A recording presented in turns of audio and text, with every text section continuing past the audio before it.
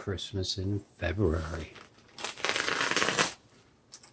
Cool packaging, right?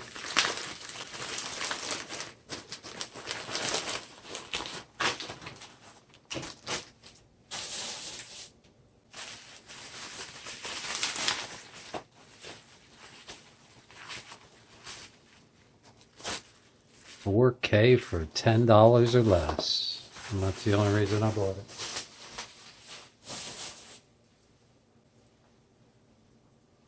Spy Who Dumped Me. This was a funny movie.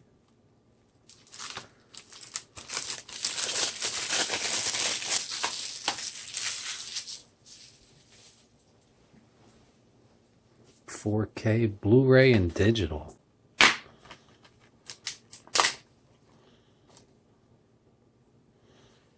$4K, don't want to give up the digital code.